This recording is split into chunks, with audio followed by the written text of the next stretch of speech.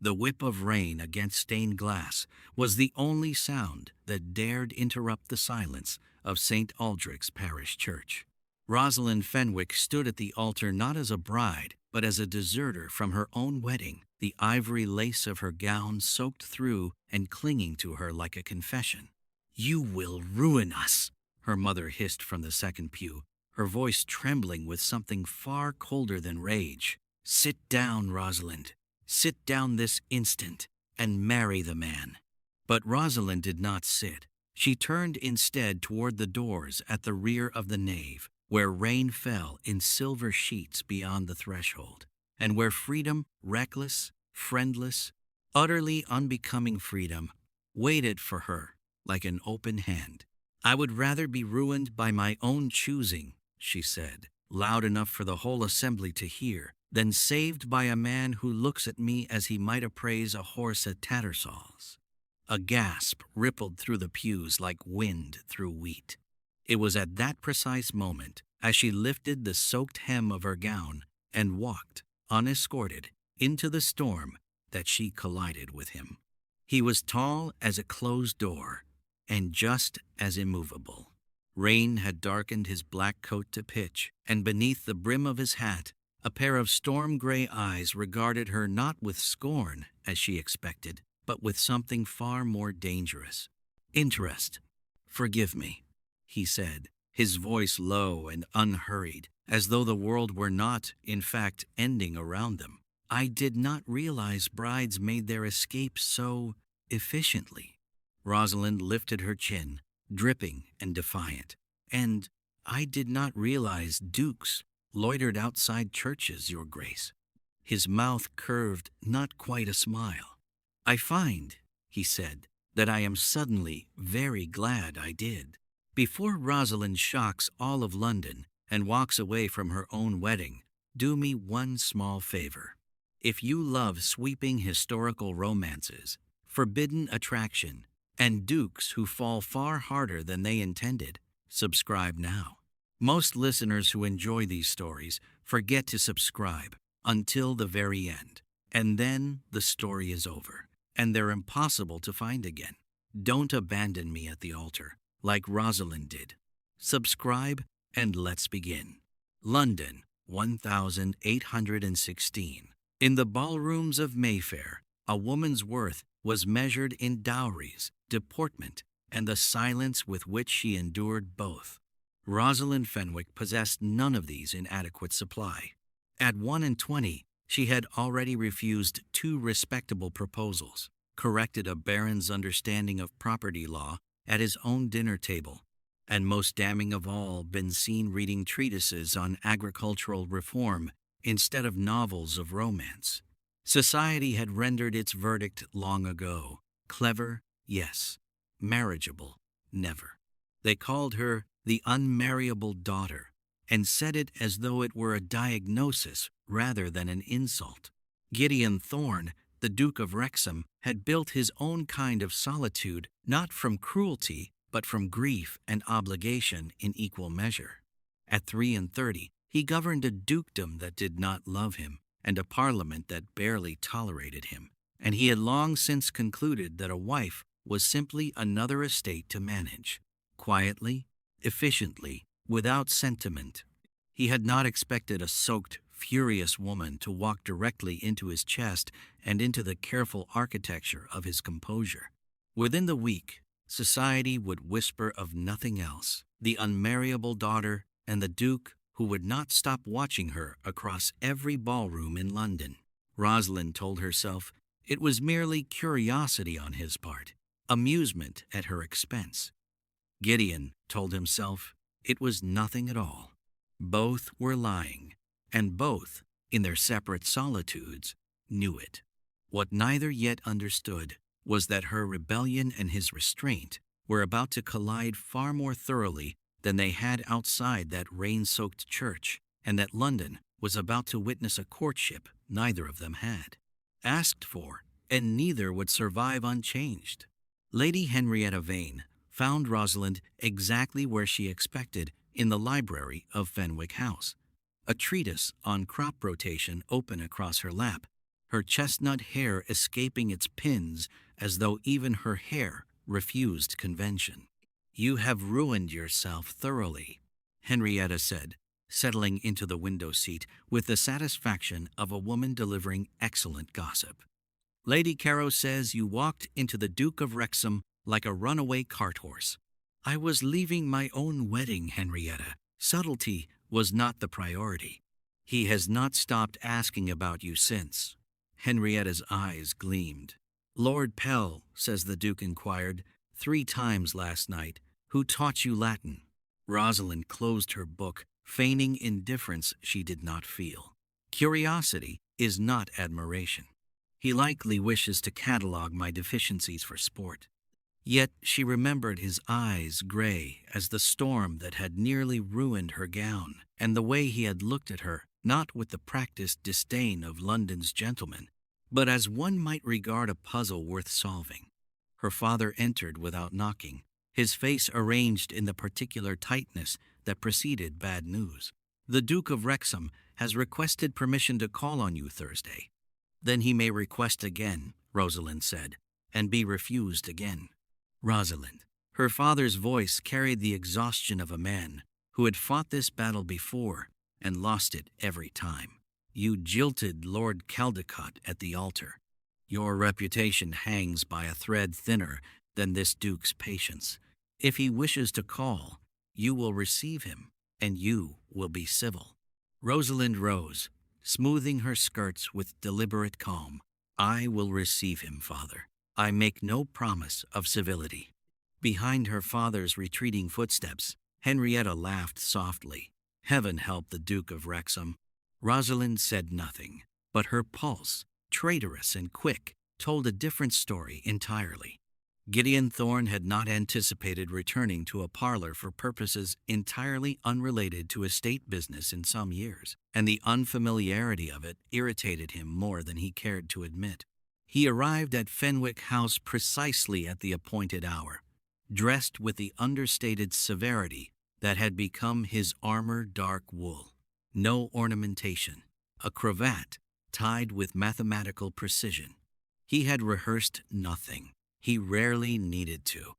Rosalind received him in the morning room, seated with a spine so straight it might have been carved from the same stone as the church steps where they'd met.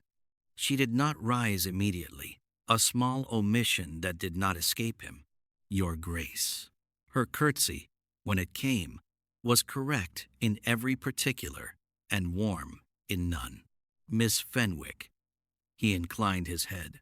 "I confess myself curious how a woman manages to discuss agricultural reform with such conviction that the topic reaches my breakfast table by way of 3 separate drawing rooms."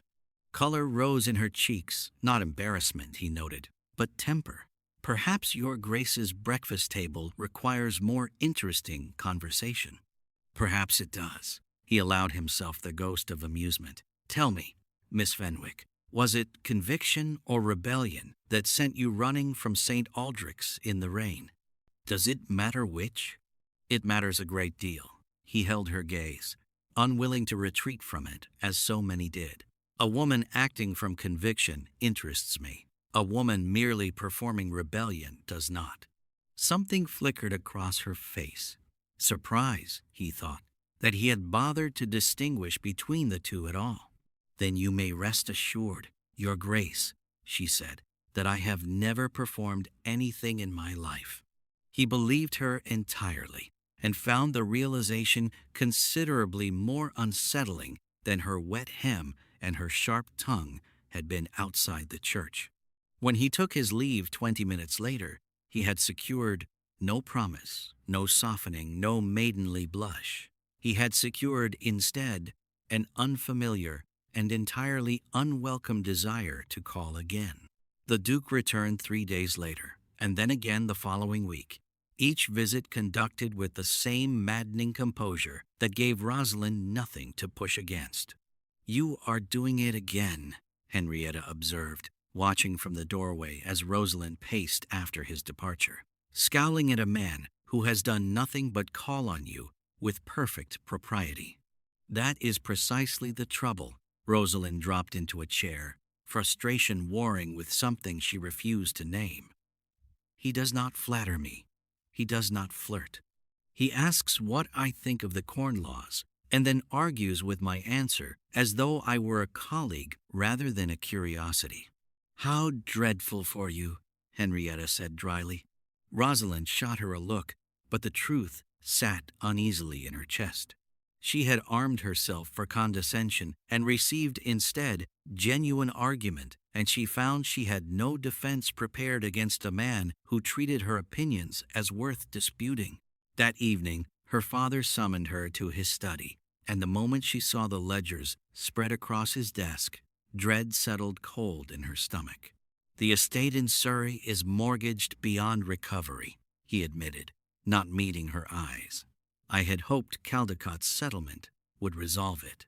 Now you hope the Duke's interest will resolve it instead. Rosalind's voice was flat. I am to be sold twice over, then to whichever man proves solvent. I have asked nothing of you. You have asked everything of me, simply by telling me this now, while he calls on me weakly. She straightened, refusing the tears gathering hot behind her eyes. Know this, Father, if I marry the Duke of Wrexham, it will be because I have chosen him, not because your ledgers have chosen for me. I will not be rescued. I will not be sold. I will decide my own fate, debts or no debts. She left the study before her father could answer, her mind already turning toward a plan entirely her own, one that involved neither her father's ledgers nor the Duke's good opinion, but a visit to her late aunt's solicitor at first light. The solicitor's office smelled of dust and tallow candles, and Mr. Abernathy regarded Rosalind over his spectacles with the particular surprise reserved for women who arrived at his door unaccompanied and entirely unannounced. Your aunt's bequest, he said carefully, has sat untouched these 3 years, Miss Fenwick, precisely as she stipulated to be claimed only by you, and only once you reached your majority, without male interference in the matter. I am 24 in April. Indeed, he slid a folder across the desk. Lady Hartfield was, if I may say so, a woman of considerable foresight regarding her niece's circumstances. Rosalind opened the folder with trembling hands and found, beneath the dry legal language, a fortune sufficient to clear her father's debts twice over, and, more importantly, sufficient to make her answerable to no one. She left the office light-headed, with a freedom she had never expected to hold in her own 2 hands. That evening, the Duke called again, and found her changed, in some manner he could not immediately name, steadier, perhaps, or simply less braced for battle. You seem distracted, Miss Fenwick. I have had a rather illuminating day, Your Grace. She studied him, weighing how much truth he deserved. Tell me plainly, if I came to you with no dowry, no father's debts to settle, no usefulness to your name whatsoever, would you still call on me? His expression sharpened with something like offense. You believe that is why I call? I believe it is why most men call. I am not most men.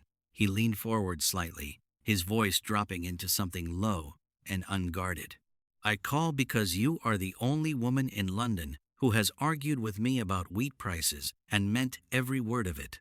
Rosalind's breath caught, and for one dangerous moment, she nearly told him everything: the inheritance, the solicitor, the freedom now sitting quietly in her possession. Instead, she said only, "We shall see, Your Grace," and watched the question linger, unanswered, in his grey eyes.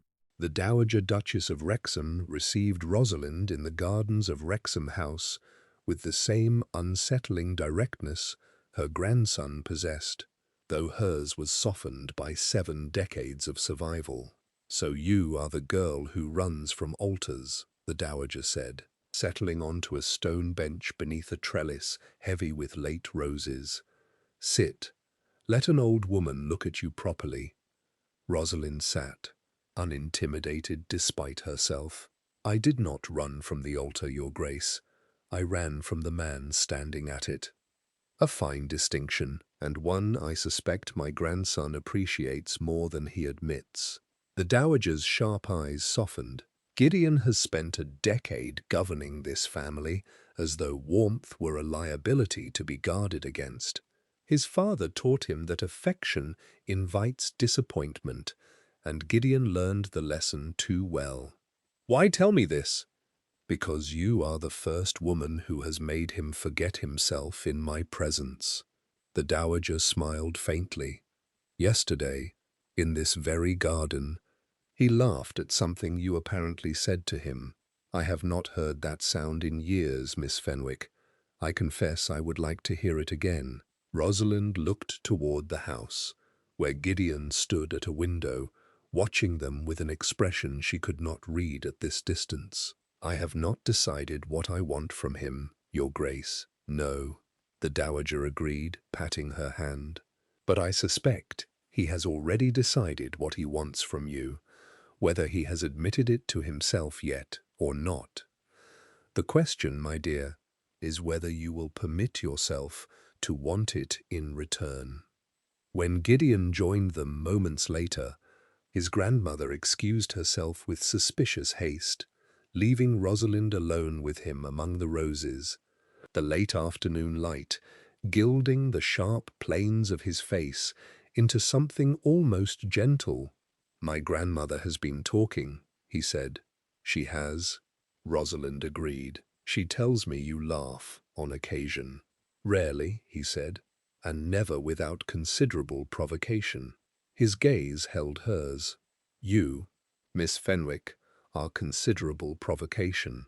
The Hartfield ball was by every account the most anticipated event of the season, not for its hostess, nor its orchestra, but for the open question of whether the unmarriable daughter would dance with the Duke who had called on her 7 times in as many weeks.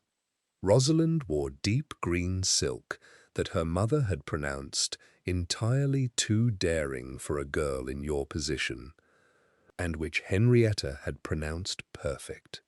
"He has not taken his eyes from the door since we arrived," Henrietta whispered as they entered. Rosalind refused to look, though her pulse betrayed her with treacherous speed. Gideon crossed the ballroom with the unhurried authority of a man who had never once in his life questioned whether a room would part for him, and bowed before her with a formality that did nothing to disguise the heat in his eyes. "Miss Fenwick, might I request the next set?" "You might," she said, "though I warn you, your grace, I dance as poorly as I keep my opinions to myself." "Then we are well matched," he said, "for I have never once enjoyed a dance until tonight, and we have not yet begun." As they took their places, a ripple of whispers spread through the assembled guests, like wind through dry grass. Lord Caldecott, jilted and humiliated months prior, watched from the refreshment table with an expression curdled by something far uglier than disappointment. "She ruins every man who comes near her," he said to his companion, loud enough to carry. "The Duke will learn that soon enough." Gideon's jaw tightened almost imperceptibly, though his steps did not falter. "Ignore him." "I intend to," Rosalind said, though colour burned high in her cheeks. The dance proceeded in charged silence, his hand warm against hers, the space between them narrowing with each turn, until propriety alone seemed the lay, only force keeping them apart. When the music ended, Gideon did not release her hand immediately. "Walk with me," he said quietly, "away from all these watching eyes." Rosalind glanced toward Caldecott, toward her mother's anxious face, toward the entire glittering room awaiting her answer. "Yes," she said, "away from all of it." The terrace beyond the ballroom doors offered cool air and the relative privacy of shadow, the music behind them muffled to a distant murmur. "You did not have to defend me in there," Rosalind said, watching the dark garden below. I am accustomed to Caldecott's cruelty. That you are accustomed to it, Gideon said, does not mean you should continue to be. He turned to face her fully, moonlight carving sharp lines across his features. I find I have grown remarkably intolerant of hearing you spoken of carelessly. Why? Because you are not careless, he said. Not in your speech, not in your convictions, not in the manner you left that church rather than bind yourself to a man you did not respect. I have spent 33 years believing duty and feeling could not occupy the same chest. You have made me question whether I was simply afraid to discover otherwise. Rosalind's heart pounded with a violence that frightened her. Your Grace, Gideon, he said, if we are to speak honestly, you might at least use my name. Gideon. The word felt dangerous on her tongue, intimate, in a way she had not permitted herself with any man. I have an inheritance, a considerable one. I did not tell you because I needed to know whether you called on me for myself or for whatever use I might be to your name or my father's debts. He was quiet for a long moment. And what have you concluded? That you have never once asked about my dowry, she said softly, and that frightens me more than any debt ever could. Gideon stepped closer, close enough that she could see the slight unsteadiness in his usually flawless composure. I am not courting your inheritance, Rosalind. I am courting you, your wit, your defiance, the way you make an old, guarded man forget every wall he built. His hand rose, hesitant, to rest against her cheek. Tell me to stop and I shall. She did not tell him to stop. His mouth had not yet reached hers when the terrace doors opened behind them, and her mother's horrified gasp shattered the moment entirely. Have you lost every shred of sense? Rosalind's mother's voice shook with fury and fear in equal measure as their carriage rattled home through darkened streets, caught alone with the Duke on the terrace in full view of anyone who cared to wander past. No one saw but you, Mother. Lady Pemberton saw, and Lady Pemberton has never once kept a secret in 40 years of trying. Her mother pressed a trembling hand to her temple. You have ruined yourself a second time, Rosalind, and this time there may be no duke generous enough to marry his way past it. Rosalind said nothing, though dread coiled tight in her stomach. By morning, the story would have travelled the length of Mayfair, embroidered with each retelling until she emerged as either a desperate woman grasping at a title or a ruined one no respectable man would touch. She was neither, and yet she would be permitted to defend herself as neither. The following afternoon, summoned without warning to Wrexham House, Rosalind arrived to find Gideon pacing his study with restrained violence, a crumpled note discarded on his desk. Caldecott has written to 3 newspapers, he said without preamble, suggesting our terrace encounter as proof you make a habit of compromising men of fortune. Fury, clean and bright, burned through Rosalind's fear. Then I shall answer him myself. Rosalind. No. She crossed to his desk, snatched up paper and pen with the brisk efficiency that had once horrified her mother's drawing-room guests. I will not be rescued from this, Gideon, nor will I cower at home, awaiting whatever mercy society decides to extend me. I have a solicitor, an inheritance, and considerably more courage than Lord Caldecott possesses. I intend to use all 3. Gideon watched her write, something fierce and admiring kindling in his expression. What precisely do you intend to do?